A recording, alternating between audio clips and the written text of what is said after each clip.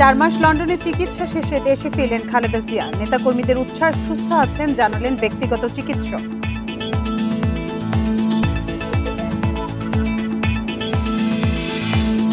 ঈদুল আজহায় 10 দিন সরকারি ছুটির সিদ্ধান্ত উপদেষ্টা পরিষদের। টানা ছুটি থাকবে 5 জুন থেকে 15 জুন পর্যন্ত।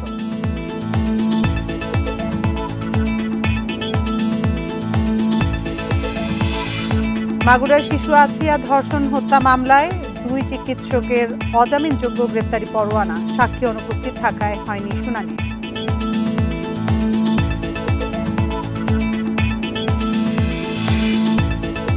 নারায়ণগঞ্জে হকার জুবায়ের হত্যা মামলায় 4 জনের ফাঁসি, 2 জনের যাবজ্জীবন। সিলেটে বাবাকে হত্যার দায়ে ছেলেসহ 3 জনের মৃত্যুদণ্ড।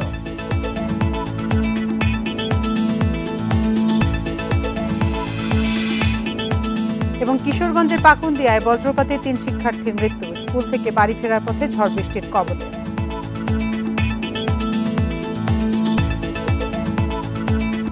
স্বাগত সমগ্র বাংলাদেশ, আপনাদের সাথে আছি আমি আতিফ আঞ্জুমান। শিরোনাম শুনছিলেন, এতক্ষণ এবার চলে যাচ্ছি পুরো খবরে। উন্নত চিকিৎসা শেষে 4 মাস পর লন্ডন থেকে দেশে ফিরেছেন বিএনপি চেয়ারপারসন বেগম খালেদা জিয়া। সঙ্গে ফিরেছেন 2 পুত্রবধূ ডাক্তার জুবাইদা রহমান ও সৈয়দা শামিলা রহমান। মঙ্গলবার কাতারের আমিরের এয়ার অ্যাম্বুলেন্সের দেশে পৌঁছান খালেদা জিয়া। বিমানবন্দর থেকে গুলশানের বাসা পর্যন্ত রাস্তার দুপাশে দাঁড়িয়ে স্বাগত জানান বিপুল সংখ্যক নেতাকর্মী। খালেদা জিয়ার ফেরা গণতন্ত্রের পথে যাত্রা আরও সহজ করবে বলে মন্তব্য করেছেন বিএনপি মহাসচিব মির্জা ফখরুল ইসলাম আলমগীর। মঙ্গলবার সকাল 10:30টায় কাতারের আমিরের এয়ার অ্যাম্বুলেন্সে শাহজালাল বিমানবন্দরে পৌঁছান 3 বারের সাবেক প্রধানমন্ত্রী খালেদা জিয়া। তার সঙ্গে 2 পুত্রবধূ সৈয়দা শামিলা রহমান এবং 17 বছর পর ডাক্তার জুবাইদা রহমান দেশে ফিরেছেন। বিমানবন্দরের আনুষ্ঠানিকতা শেষে গুলশানের বাসার দিকে রওনা হন বিএনপি চেয়ারপারসন। কড়া নিরাপত্তায় এগিয়ে চলে খালেদা জিয়ার গাড়িবহর। ফিরোজায় যাওয়ার পথটি রূপ নেয় জনসমুদ্রে। বিমানবন্দর থেকে গুলশান পর্যন্ত সড়কের দুপাশে ভিড় করেন উচ্ছ্বসিত নেতাকর্মীরা। গাড়িবহরের সাথে এগোতে থাকেন তারাও। বিএনপি চেয়ারপারসনের ফেরা শুধু দল নয়, দেশের জন্য ঐতিহাসিক মুহূর্ত বলছেন দলটির নেতারা।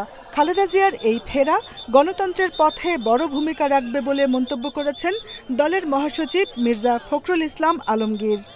এই সময়ে তার উপস্থিতি আমাদের দেশের জন্য, জনগণের জন্য একটা অত্যন্ত উল্লেখযোগ্য দিক। আমরা মনে করি যে বেগম খালেদা জিয়ার এই উপস্থিতি, তার দেশে ফিরে আসা, এটা আমাদের গণতন্ত্রের উত্তরণের পথকে আরও সহজ করবে। উন্নত চিকিৎসার জন্য গত 8 জানুয়ারি লন্ডনে যান খালেদা জিয়া। সোমবার স্থানীয় সময় বিকাল 4:20 ঢাকার উদ্দেশ্যে লন্ডনের হিথ্রো বিমানবন্দর ছাড়েন BNP chairperson. Jahanara Parvin, Independent News, Dhaka. Begum Khaleda জিয়ার শারীরিক ও মানসিকভাবে ভালো আছেন বলে জানিয়েছেন তার ব্যক্তিগত চিকিৎসক ডাক্তার AZM জাহিদ হোসেন। দুপুরে বিমানবন্দর থেকে খালেদা জিয়া গুলশানের বাসভবন ফিরোজায় পৌঁছালে ব্রিফিংয়ে একথা জানান তিনি।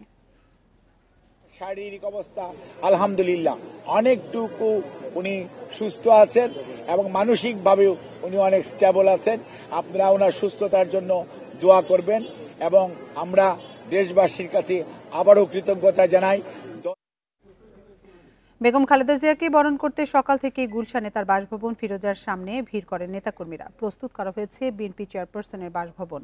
জোরদার করা হয়েছে এর আশপাশের এলাকার নিরাপত্তাও। দায়িত্ব পালন করছেন সেনাবাহিনী সহ আইনশৃঙ্খলা রক্ষাকারী বাহিনীর বিভিন্ন পর্যায়ের সদস্যরা। ফিরোজার সামনের সড়কটি গাড়ি চলাচলে আটকে দেওয়া হয়েছে। শুধু হেঁটে চলাচল করতে একটু শিথিল রাখা হয়েছে। কঠোর নিরাপত্তা বলয় তৈরি করেছে আইনশৃঙ্খলা রক্ষাকারী বাহিনীর সদস্যরা। এর আগে কয়েকদিন থেকেই রাজধানীর গুলশানের 80 নম্বর সড়কে বিএনপি চেয়ারপারসনের বাসভবনে চলছিল গোছগাছ। বাড়ির সামনের সবুজ আঙিনা সাজানো হয়েছে ফুল গাছের টব দিয়ে।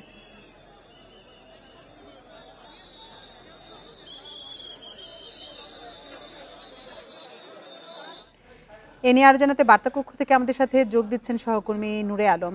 নূরে আলম, বেগম জিয়ার বাসভবন ফিরোজার সামনে এখনো নেতাকর্মীরা ভিড় করছেন। আপনি তো সারাদিনই এটি ফলো করেছেন, সবশেষ আসলে কি পরিস্থিতি দেখে এসেছেন আপনি আমাদের জানাবেন। দুপুর 2:30 নাগাদ বেগম খালেদা জিয়া তার বাসভবন ফিরোজায় প্রবেশ করেন। এর আগে সকাল 10:40 খালেদা জিয়াকে নিয়ে বহন করা যে এয়ার অ্যাম্বুলেন্স সেটি অবতরণ করে। পরবর্তীতে 11:20 এয়ারপোর্টের 8 নম্বর গেট থেকে খালেদা জিয়ার গাড়িবহর গুলশানের উদ্দেশ্যে রওনা দেয়। আমরা দেখি যে বিপুল সংখ্যক নেতাকর্মী সেই এয়ারপোর্ট থেকে শুরু করে নেভি হেডকোয়ার্টার পর্যন্ত দুই পাশের সড়কে অবস্থান নেয়। শুধুমাত্র নেতাকর্মীরাই নয়, সাধারণ মানুষের ঢলনামে তারা বিভিন্ন অনেকে ফুল প্লাকার্ড নিয়ে তারা অভ্যর্থনা জানান বেগম খালেদা জিয়াকে। সেই সঙ্গে জাতীয় পতাকা এবং দলীয় পতাকা হাতে খালেদা জিয়াকে অভ্যর্থনা জানান এবং ফিরোজার সামনে দুপুর 2:30 নাগাদ পৌঁছান বেগম খালেদা জিয়া।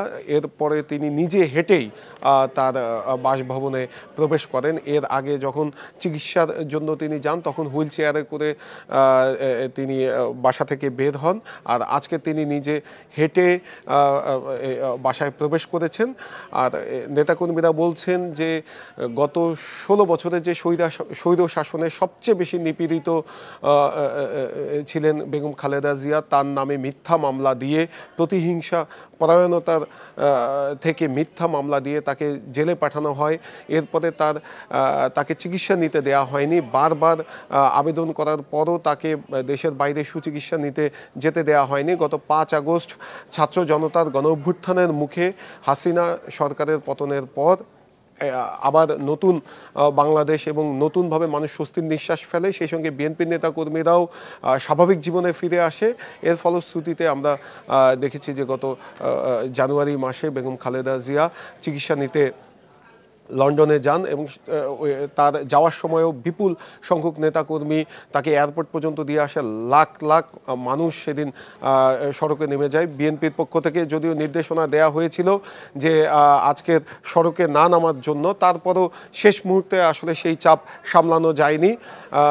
তারপরে অনেকটাই সুশৃঙ্খলভাবে এই খালেদা জিয়ার গাড়িবহর এই গুলশানে যায় এবং আইনশৃঙ্খলা পরিস্থিতি ছিল কঠোর, আইনশৃঙ্খলা পরিস্থিতি ছিল এবং নিরাপত্তা ব্যবস্থাও খুব জোরালো ছিল।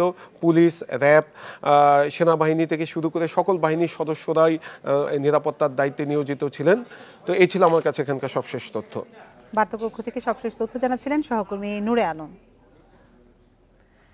বিএনপি চেয়ারপারসন বেগম খালেদা জিয়াকে অভ্যর্থনা জানাতে বিমানবন্দর থেকে গুলশান পর্যন্ত সড়কে নামে জনতার ঢল। লন্ডনে চিকিৎসা শেষে দেশে ফেরা 3 বারের প্রধানমন্ত্রীকে স্বাগত জানাতে ভোর থেকেই ঢাকা সহ দেশের বিভিন্ন এলাকা থেকে বিমানবন্দর সড়কে জড়ো হন সাধারণ মানুষ।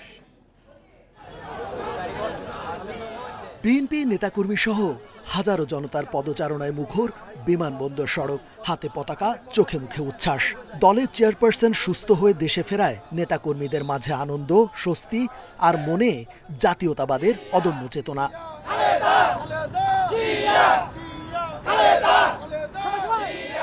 বিএনপি চেয়ারপারসন বেগম খালেদা জিয়ার ফিরে আসার মুহূর্তটির সাক্ষী হতে ভোর থেকেই অপেক্ষার প্রহর গুনছিলেন দলের নেতাকর্মী সহ সর্বস্তরের মানুষ। বিমানবন্দর সড়কে স্লোগানে স্লোগানে মুখরিত এ বাঁধ ভাঙা জোয়ার মানুষের ভালোবাসারই বহিঃপ্রকাশ। নেত্রীকে এক নজর দেখবো, তাকে সম্বর্ধনা দেব, সে আশায় অসংখ্য নেতাকর্মী আমরা একত্রিত হয়ে দাঁড়িয়ে আছি। এগুলো খুশির প্রকাশ। আমরা সবাই এখানে উপস্থিত হয়েছি, আমরা মা বোনেরা সবাই আসছে যে আনন্দ এবং খুশির প্রকাশের জন্য। দীর্ঘ 4 মাস পর আমাদের দেশনেত্রী বেগম খালেদা জিয়া, আমাদের আপসহীন নেত্রী, গণতন্ত্রের মা যাকে আমরা মানি, তিনি আজকে দেশে ফিরছেন। তো আমাদের জন্য এই দিনটা আজকে খুবই আনন্দের। গণতন্ত্র উত্তরণে আপসহীন নেত্রী বেগম খালেদা জিয়ার বিগত দিনের ত্যাগ ও অবদানের কথা তুলে ধরেন নানা এলাকা থেকে ছুটে আসা বিএনপির নেতাকর্মীরা। অনাচার অবিচারের কাছে মাথা নত করেননি, আপোষ করেননি রূপের কাছে। আমরা প্রত্যাশিত উনি আসার পর রাজনৈতিক যে একটা জটিলতা তৈরি হয়েছে, সেটা অন্তর্বর্তীকালীন সরকার তথা ইউনূস সরকারের মাধ্যমে সেটা নির্বাচনের একটা ব্যবস্থা ত্বরান্বিত হবে বলে আমি আশা করি। আমাদের গণতন্ত্র উদ্ধারে আমাদের নেত্রী বেগম খালেদা জিয়া, ওনার ভূমিকা বলে শেষ করার মতো না। আর উনি আমাদের এখানে আসতেছেন, আজকে দেশে ফিরতেছেন, এই জন্য আমরা অনেক খুশি। আগামীর সুন্দর বাংলাদেশ দেখার প্রত্যয়ে আমরা আজকে আমাদের প্রিয় দেশনেত্রীকে অভিবাদন জানানোর জন্য এখানে দাঁড়িয়েছি। বিমানবন্দর থেকে গুলশানের বাসভবন পর্যন্ত খালেদা জিয়ার গাড়িবহরের নিরাপত্তায় ভোর থেকে নিয়োজিত ছিলেন বিভিন্ন আইনশৃঙ্খলা রক্ষাকারী বাহিনী ও সেনাবাহিনীর সদস্যরা। রেজওয়ানুল হক, ইন্ডিপেন্ডেন্ট নিউজ, ঢাকা। এবার ঈদুল আজহা উপলক্ষে টানা 10 দিনের ছুটি অনুমোদন করেছে অন্তর্বর্তী সরকারের উপদেষ্টা পরিষদ। ছুটি শুরু হবে আগামী 5 জুন থেকে, শেষ হবে 14 জুন। দুপুরে প্রধান উপদেষ্টার কার্যালয়ে বৈঠকে ছুটির এই সিদ্ধান্ত হয়। এছাড়া ছুটি শুরুর আগে আগামী 17 ও 24 মে সাপ্তাহিক ছুটির দিন শনিবার সব সরকারি অফিস খোলা রাখার সিদ্ধান্ত হয়েছে। এর আগে ঈদুল ফিতরে 28 মার্চ থেকে 5 এপ্রিল পর্যন্ত টানা 9 দিন ছুটি ছিল। ঈদ উপলক্ষে 5 দিন টানা ছুটি ঘোষণা করেছিল সরকার। পরে নির্বাহী আদেশে আরও একদিন ছুটি বাড়ানো হয়। মাগুরায় শিশু আছিয়া ধর্ষণ ও হত্যা মামলায় 2 চিকিৎসকের বিরুদ্ধে অজামিনযোগ্য গ্রেপ্তারি পরোয়ানা জারি করেছে আদালত। সকালে জেলা নারী ও শিশু নির্যাতন দমন ট্রাইব্যুনালের বিচারক এম জাহিদ হাসান এই আদেশ দেন। সাক্ষী অনুপস্থিত থাকায় হয়নি 7ম দিনের শুনানি। এতে করে আগামীকাল আবারও পরবর্তী সাক্ষ্য গ্রহণের দিন ধার্য করেছে আদালত। রাষ্ট্রপক্ষের আইনজীবী মনিরুল ইসলাম মুকুল জানান, এর আগেও ওই 2 জন চিকিৎসক আদালতে সাক্ষ্য দিতে হাজির হননি। আজ তাদের সাক্ষ্য দেওয়ার দিন ধার্য ছিল। এর আগে শুনানির জন্য জেলা কারাগার থেকে সব আসামিদেরকে আদালতে হাজির করা হয়। এখন পর্যন্ত মামলায় 27 জনের সাক্ষ্য নেওয়া হয়েছে। আগে সমন দেওয়া হয়েছিল, সাক্ষীদেরকে প্রথম সমনের প্রসেস দেওয়া হয়েছিল, গতকাল ওয়ারেন্টের প্রসেস দেওয়া হয়েছে। আজকে তাদের বিরুদ্ধে জামিনের অযোগ্য ধারায় ওয়ারেন্ট জারি। নারায়ণগঞ্জে হকার জুবাইর হত্যা মামলায় 4 জনের মৃত্যুদণ্ড ও 2 জনের যাবজ্জীবন কারাদণ্ড দিয়েছে আদালত। দুপুরে অতিরিক্ত দায়রা জজ আদালত 4-এর বিচারক মোহাম্মদ আক্তারুজ্জামান ভূঁইয়া এ রায় ঘোষণা করেন।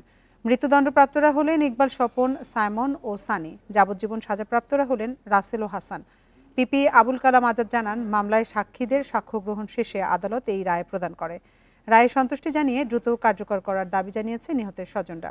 এদিকে সিলেটে জেলা আইনজীবী সমিতির সাবেক সভাপতি শামসুল ইসলাম চৌধুরী হত্যা মামলায় তার ছেলেসহ 3 জনের ফাঁসির আদেশ দিয়েছেন সিলেট বিভাগীয় স্পেশাল জজ আদালতের বিচারক শাহাদাত হোসেন প্রামাণিক।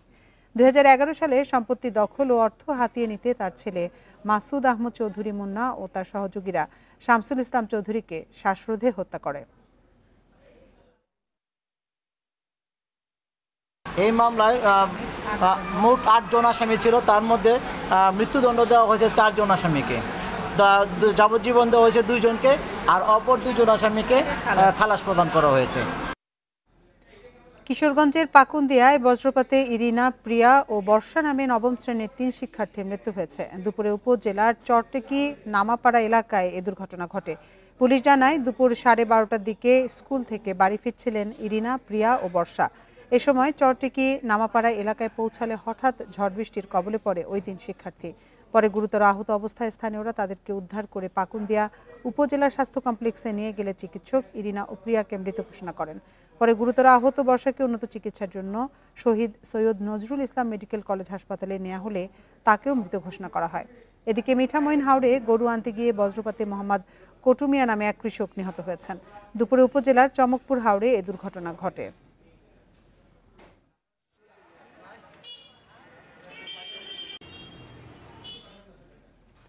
সনাতনী জাগরণ জোটের মুখপাত্র চিন্ময় কৃষ্ণ দাসকে আরও 4 মামলায় গ্রেপ্তার দেখানোর আদেশ দিয়েছেন আদালত। সকালে Chittagong metropolitan magistrate SM Alauddin শুনানি শেষে এ আদেশ দেন। রাষ্ট্রপক্ষের আইনজীবী জানান, গত 26 নভেম্বরের ঘটনায় পুলিশের করা 3টি মামলায় এবং আইনজীবী সাইফুল ইসলাম আলিফের ছোট ভাইয়ের করা একটি মামলায় চিন্ময় কৃষ্ণ দাসকে গ্রেপ্তার দেখানোর আবেদন করেন তদন্তকারী কর্মকর্তারা। শুনানি শেষে আদালত গ্রেপ্তার দেখানোর আবেদন মঞ্জুর করেন। এদিকে সার্বিক পরিস্থিতি বিবেচনায় জেলখানা থেকে ভার্চুয়ালি শুনানিতে যুক্ত করা হয় চিন্ময়কে। এর আগে সোমবার আইনজীবী সাইফুল ইসলাম আলিফ হত্যা মামলায় চিন্ময় দাসকে গ্রেপ্তার দেখানোর আদেশ দেন আদালত।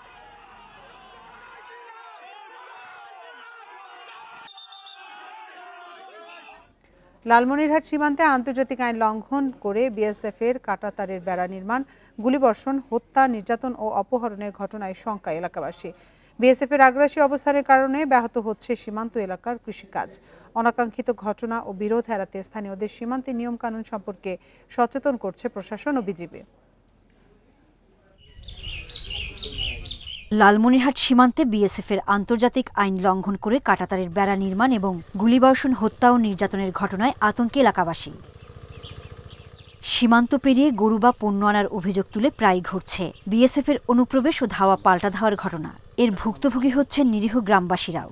আমরা সঠিকভাবে মাঠে কাজ করতে পারতেছি না এবং 0 পয়েন্টে 5টার পরে যাওয়ার সমস্যা হচ্ছে। ওপারে যাইতে পারি না, আমরা আবাদও ঠিক মতন করতে পারি না।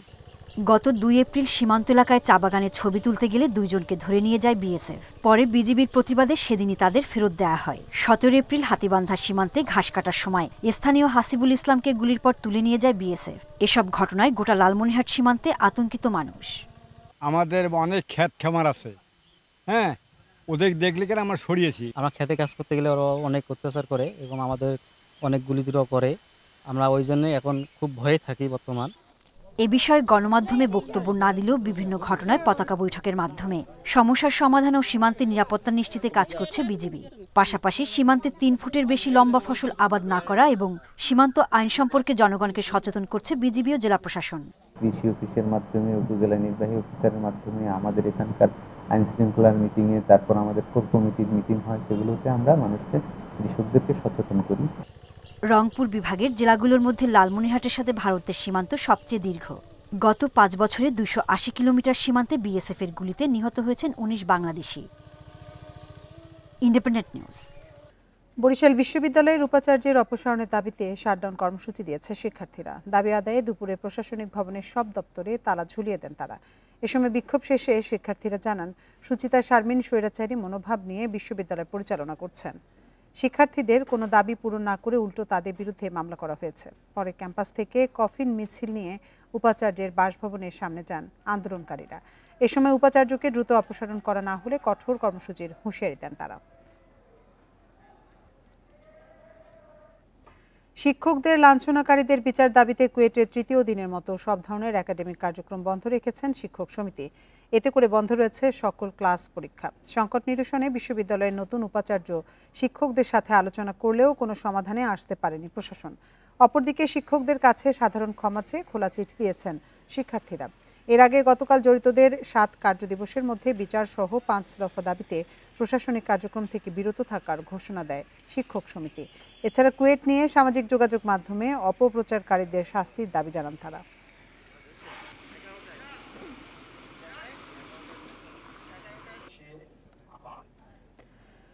গোপালগঞ্জের কোটালীপাড়ায় ছাত্রীকে আপত্তিকর প্রস্তাব দেওয়ার ঘটনায় এক শিক্ষকের পদত্যাগ ও বিচার দাবিতে বিক্ষোভ করেছেন শিক্ষার্থী অভিভাবকরা। এ সময় অভিযুক্ত শিক্ষকের বড় ভাই বিদ্যালয়ের প্রধান শিক্ষককে মারধর করেন তারা।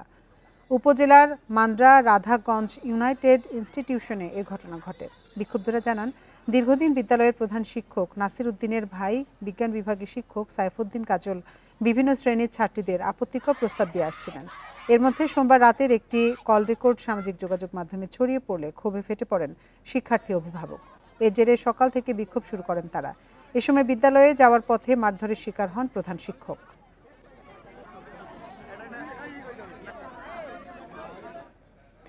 ঢাকার ধামরাইয়ে এক শিক্ষার্থীকে বলাৎকারের অভিযোগে মাদ্রাসার শিক্ষক জুবায়ের আহমদকে গ্রেপ্তার করেছে পুলিশ। সোমবার রাতে উপজেলার খড়ারচর এলাকা থেকে অভিযুক্ত মাদ্রাসার শিক্ষককে গ্রেপ্তার করা হয়। পুলিশ জানিয়েছে, ভুক্তভোগী শিশুটি খড়ারচর এলাকার একটি মাদ্রাসার ছাত্রাবাসে থেকে 3য় শ্রেণীতে পড়াশোনা করত। প্রতিদিনের মতো রোববার রাতে সে ছাত্রাবাসে ঘুমিয়ে পড়ে। পরে অভিযুক্ত শিক্ষক জুবায়ের আহমদ শিশুটিকে তার কক্ষে নিয়ে বলাৎকার করে। পরের দিন বাড়ি গিয়ে শিশুটি পরিবারের সদস্যদের ঘটনার কথা জানালে তার মা বাদী হয়ে ধামরাই থানায় মামলা করেন। রোববার রাতেই পুলিশ অভিযুক্তকে গ্রেপ্তার করে।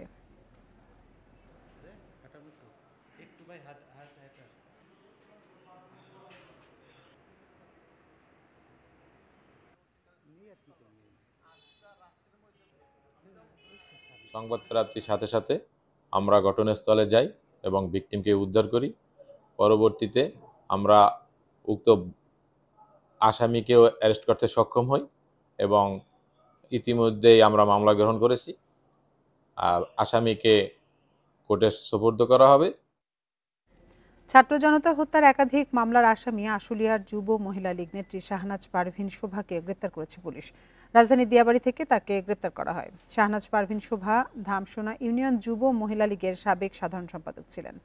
আশুলিয়া থানার ওসি মোহাম্মদ সোহরাব আল হোসাইন জানান, বৈষম্য বিরোধী ছাত্র জনতার আন্দোলনে সরকার পতনের পর থেকে শাহনাজ পারভীন আত্মগোপনে ছিলেন। তবে সামাজিক যোগাযোগ মাধ্যম ফেসবুকে বেশ সক্রিয় ছিলেন এবং রাষ্ট্রবিরোধী নানা পোস্ট সহ দেশকে অস্থিতিশীল করার চেষ্টা করছিলেন। গোপন খবরে গতকাল সন্ধ্যায় দিয়াবাড়ি এলাকায় অভিযান চালিয়ে তাকে গ্রেপ্তার করা হয়।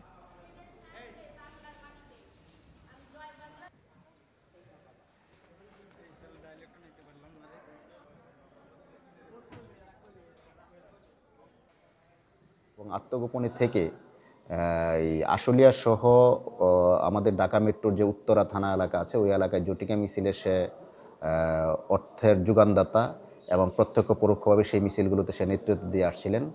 আমরা দীর্ঘদিন যাবৎ তাকে আইনের আওতায় আনার জন্য চেষ্টা করছিলাম। অবশেষে উত্তরার দিয়াবাড়ি এলাকা থেকে গতকাল সন্ধ্যায় তাকে আমরা আটক করতে সক্ষম হই।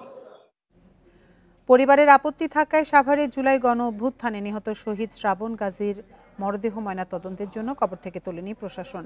দুপুরে আদালতের নির্দেশে সিআইডির একটি টিম ময়না তদন্তের জন্য মরদেহ তুলতে গেলে এই ঘটনা ঘটে।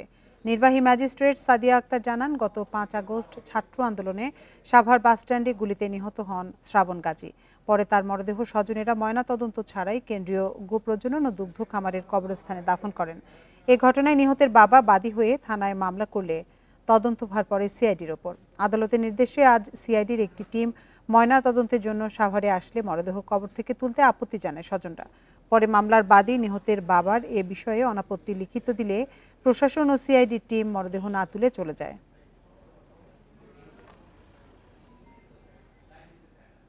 নির্মাণের ৪ বছর পরও জনবলের অভাবে চালু হয়নি সিরাজগঞ্জে মুলিবাড়িতে নির্মিত ট্রমা সেন্টার। ফলে অযত্ন অবহেলায় পড়ে আছে হাসপাতালটি। পর্যাপ্ত নিরাপত্তা না থাকায় এরই মধ্যে চুরি হয়ে গেছে অনেক যন্ত্রপাতি, ট্রান্সফরমার। দ্রুত ট্রমা সেন্টারটি চালু করার দাবি স্থানীয়দের। সিরাজগঞ্জ সদরের মুলিবাড়ি রেল ক্রসিং ঘেঁষে ৪ বছর আগে নির্মিত হয়েছিল ট্রমা সেন্টার। মূলত ঢাকা, রাজশাহী, রংপুর মহাসড়কে দুর্ঘটনায় আহত রোগীদের তাৎক্ষণিক সেবা দেওয়ার লক্ষ্যে হাসপাতালটি নির্মাণ করা হয়, কিন্তু জনবলের অভাবে তা চালু করা সম্ভব হয়নি। পর্যাপ্ত নিরাপত্তার অভাবে চুরি হয়ে গেছে বিদ্যুতের ট্রান্সফরমার, অবহেলায় নষ্ট হচ্ছে ভবন, আসবাবপত্র এবং বিভিন্ন সরঞ্জাম। এই ট্রমা সেন্টারটা চালু হলে আপনার এই লোকগুলা আপাতত প্রাথমিক যে চিকিৎসাটা পাওয়ার পাবে। অতি তাড়াতাড়ি চালু হোক, আমরা এটাই চাই।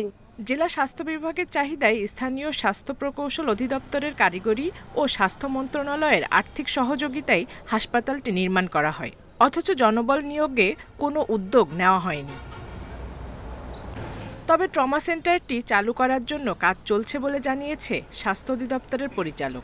মুলিবাড়ি, সিরাজগঞ্জ, ধামরায় একটা, আর হচ্ছে সিরাজগঞ্জে, মুন্সিগঞ্জে একটা, মুন্সিগঞ্জে আর একটা, আর হচ্ছে ৮,০০০। এই ৫টা ট্রমা সেন্টার চালু করার জন্য মন্ত্রণালয় সিদ্ধান্ত নিয়েছে। ট্রমা সেন্টারটি ২০১৮ সালে নির্মাণ কাজ শুরু হয়ে ২০২০ সালে শেষ হয়। এতে খরচ হয় প্রায় ১১ কোটি টাকা। Independent news. চাঁপাইনবাবগঞ্জে আমজাত পণ্য থেকে ২০,০০০ কোটি টাকার ব্যবসার সম্ভাবনা রয়েছে। পাশাপাশি এই বাণিজ্য ঘিরে কর্মসংস্থান হবে প্রায় ৪০,০০০ মানুষের। সকালে শহরের কানসার্ট রাজবাড়ী মাঠে আয়োজিত আম সম্মেলনে এসব তথ্য তুলে ধরা হয়। ম্যাঙ্গো ডেভেলপমেন্ট ফোরাম আয়োজিত এই সম্মেলনে বক্তারা বলেন, উদ্যোক্তারা এখন আম প্রক্রিয়াজাতকরণেই বেশি গুরুত্ব দিচ্ছেন। এজন্য আম রপ্তানি সহজীকরণ, রপ্তানিযোগ্য আমের প্যাকেজিং, হাউস স্থাপন ও কার্গো বিমানের ভাড়া কমানোর দাবি জানানো হয়। পাশাপাশি দেশের ১/৩ আম উৎপাদনকারী জেলা চাঁপাইনবাবগঞ্জকে আমের রাজধানী হিসেবে সরকারি স্বীকৃতির দাবিও তোলা হয় সম্মেলনে। দিনব্যাপী এই আয়োজনে দেশের ৩ শতাধিক আম উদ্যোক্তা ও ব্যবসায়ী অংশ নেন। আমকে ঢাকায় পাঠাতে হয়, সেখান থেকে প্যাকেজিং সহ সব কিছু করা হয়। আমরা সরকারের কাছে দাবি জানাবো যে আমরা যেন এখানে এই যে প্যাকেজিংয়ের যে ব্যবস্থা ঢাকায় আছে তারই আরেকটি শাখা এই বাংলাদেশের ৬০% আম উৎপাদনের জন্য যে জেলাটি সেটি চাঁপাইনবাবগঞ্জ, এই চাঁপাইনবাবগঞ্জ যেন দ্রুতভাবে করা হয়। নীলফামারীতে বিএনপি চেয়ারপারসন বেগম খালেদা জিয়ার ভাগ্নে শাহরিন ইসলাম চৌধুরী তুহিনের মুক্তির দাবিতে বিক্ষোভ মিছিল করেছে বিএনপি ও সহযোগী সংগঠনের নেতাকর্মীরা। তুহিনের মুক্তির দাবিতে দুপুরে জেলা বিএনপির উদ্যোগে বিক্ষোভ মিছিল বের করা হয়। এ সময় মিছিলটি বিভিন্ন সড়ক ঘুরে ডিসি মোড়ে গিয়ে শেষ হয়। পরে সেখানে সমাবেশ শেষে জেলা প্রশাসক বরাবর স্মারকলিপি প্রদান করেন নেতারা। এর আগে দুদকের দায়ের করা অবৈধ সম্পদ অর্জন ও কর ফাঁকির ২টি মামলায় আদালতে আত্মসমর্পণ করে জামিন চান শাহরিন ইসলাম চৌধুরী তুহিন। আদালত জামিন নামঞ্জুর করে তাকে কারাগারে পাঠানোর নির্দেশ দেয়।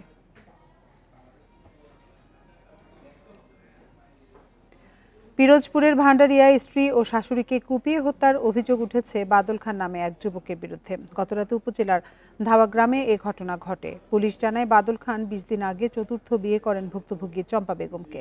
সোমবার রাতে পারিবারিক কলহের জেরে বাদল স্ত্রী চম্পা ও শাশুড়ি বিলকিস বেগমকে হত্যা করে পালিয়ে যায়।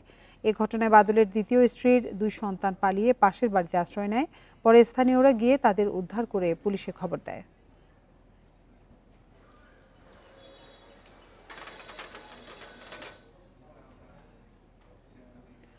বান্দরবানের থানচিতে গহীন জঙ্গল থেকে উদ্ধার হওয়া নারীর মরদেহে প্রাথমিকভাবে ধর্ষণের আলামত মেলেনি, তবে শরীরে আঘাতের চিহ্ন পাওয়া গেছে। সকালে জেলা প্রশাসকের কনফারেন্স রুমে আয়োজিত সংবাদ সম্মেলনে এ তথ্য জানান পুলিশ সুপার। ময়নাতদন্তের পর হত্যার আসল কারণ জানা যাবে উল্লেখ করে তিনি বলেন, সর্বোচ্চ গুরুত্ব দিয়ে ঘটনার তদন্ত করা হচ্ছে। এদিকে বান্দরবানে নারীর মরদেহ উদ্ধারের ঘটনায় দোষীদের বিচার দাবিতে খাগড়াছড়িতে বিক্ষোভ মিছিল ও সমাবেশ করেছে শিক্ষার্থীরা। সোমবার জুমক্ষেতের পাশের ঝিরি থেকে মংখয় পাড়ার বাসিন্দা চিংমা খিয়াংয়ের মরদেহ উদ্ধার করা হয়। এ ঘটনায় নিহতের স্বামী বাদী হয়ে থানচি থানায় ধর্ষণ ও হত্যা মামলা করেন।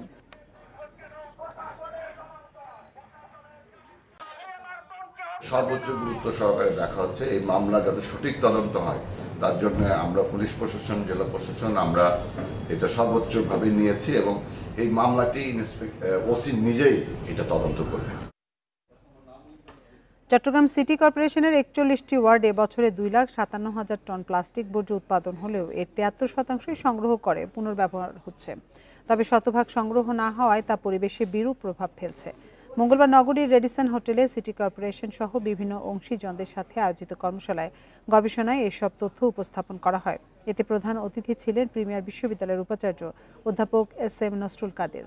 এ সময় প্লাস্টিক ব্যবহার রোধে সচেতনতা বৃদ্ধির তাগিদ দেন তিনি। কর্মশালায় গবেষণা দলের প্রধান অধ্যাপক ডক্টর মোহাম্মদ শাহাদাত হোসেন জানান, 73% প্লাস্টিক বর্জ্য পুনর্ব্যবহার করা হলেও বাকি বর্জ্য প্রকৃতিতেই থেকে যাচ্ছে। এটি রোধ করতে হলে সব সংস্থাকে একযোগে কাজ করতে হবে, অন্যথায় বিপর্যয়ের মুখে পড়বে প্রাণ প্রকৃতি। সারা দুনিয়াতে প্লাস্টিক বর্জ্য রিসাইক্লিং এর হার হইল 9 থেকে 16%, কিন্তু আমাদের চট্টগ্রাম শহরে 73%। এই 73% যে সংগৃহীত হচ্ছে, এটা নিঃসন্দেহে আমাদের চট্টগ্রাম শহরের পরিবেশগত অবস্থাটাকে অনেক উন্নত করেছে।